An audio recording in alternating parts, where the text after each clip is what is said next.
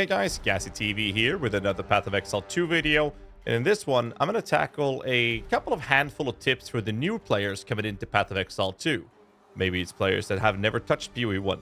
Now, I know that the vast majority of the subscribers to this channel are literal PoE veteran gods. So what I'm going to do is I'm going to ask each and every single one of you that has experience with PoE 1 to drop a comment down below, giving you the best single one tip that you have for all the new players that's coming in.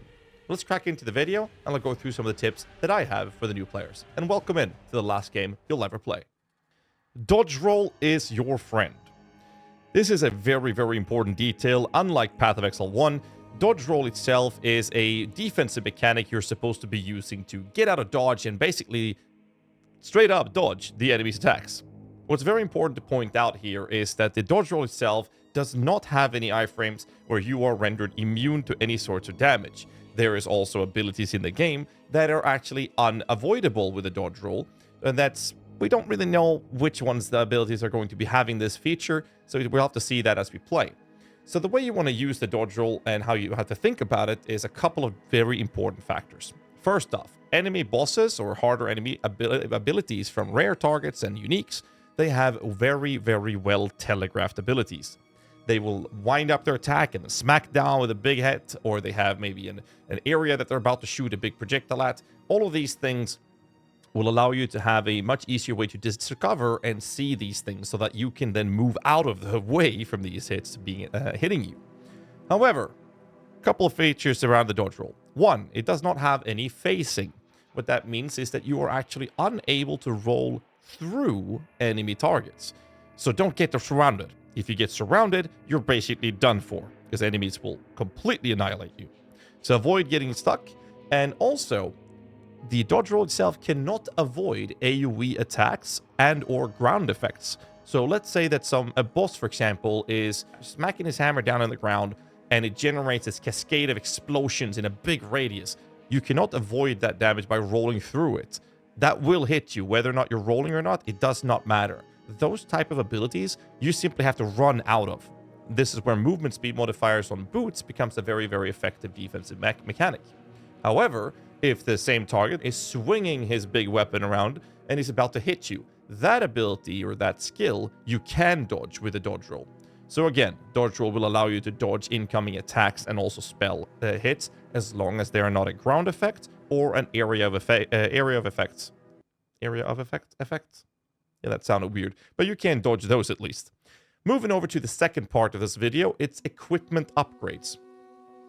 PoE 2 puts a lot of emphasis on finding upgrades on the ground and also provides a lot more crafting materials compared to PoE 1. This allows players to use orbs such as the Transmutation Orb. This allows you to make a white or normal item into a magic item, and a magic item can have one or two modifiers. If a magic item only has one modifier, you can use an Augmentation Orb, adding another modifier to a magic item. And after this, you've capped out a magic item.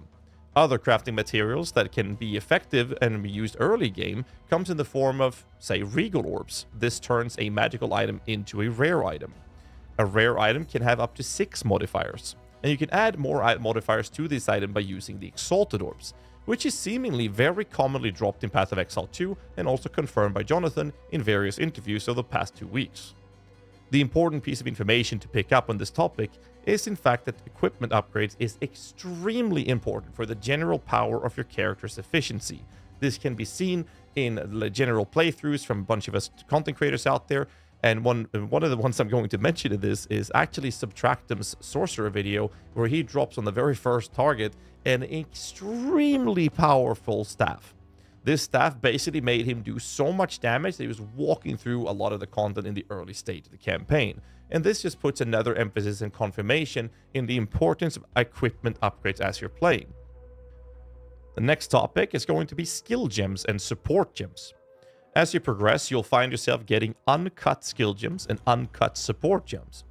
Now, you can always follow a guide. I myself post a lot of guides for a variety of ARPG games, mostly for PoE, which will be found on Icy Veins later on, and this will help you navigate the vast amount of options. However, for the early access, this is actually going to be impossible, so we don't have enough information available to create proper guides for people to follow. Because of this, you're basically going to have to play early access like everyone else and just explore it and find your way through this insanely difficult jungle of options. So what you should think about in the early days of the early access launch is essentially the game itself providing you a very straightforward and also easy way to help newer players make functional and good choices by having a list of recommended skills for your class. Same goes for the uncut support gem system. When you cut an uncut support gem, the game will actually list recommended support gems that will work for the skills that you currently have equipped. The best tip here is to use the recommended list provided by the game, and keep in mind that unlike other ARPGs, your skills are meant to be used in combination with one another. A good example would be how a firewall can be placed on the ground, and if you then shoot a projectile through this firewall, such as, say, Spark, it makes those projectiles deal added fire damage. The second important detail to think about skills is that some abilities will be used situationally, as a utility kit for your character. And these can come in many different forms, such as skills making enemies take or deal more or less damage, freezing or slowing them, or straight up just stunning them. And this can become very important options to have ready at hand should you find yourself in need. The next topic I think is one of the more important ones for newer players coming into Path of Exile. Because unlike Path of Exile 1, the topic of health and resistances is that there's almost no life-providing modifiers on your passive skill tree. So in PoE 2, this basic defensive modifier is now almost exclusively found on equipment. Just as important it is to increase your character's offensive capabilities, so is surviving. Finding or crafting equipment that has a life modifier is the most effective way to increasing your survival, but so is resistances in the later stages of the campaign. Other modifiers are just as important that fulfills the same results, such as having increased movement speed on your boots as mentioned earlier, as this will make you not just clear areas faster for your offensive clearing approach, but get out of harm's way easier to fulfill the defensive benefit of moving faster. Same goes for skills that stun, freeze, or slow enemies to help you with general survivability. So health and resistances should not be scoffed at and should be something you keep in mind as you're playing through. The last tip I have for you guys is going to be covering the topic of bosses.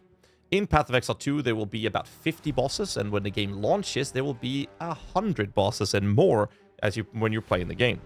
You'll find yourself engaging a lot of these during the campaign with an absurd amount of different bosses, as mentioned.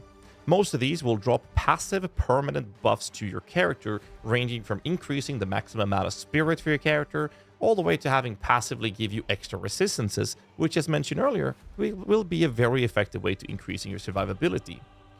This obviously makes it very beneficial to hunt all of these down, and they should have a clear marker on the in-game map where to find them and what they provide to help you navigate this feature of the game.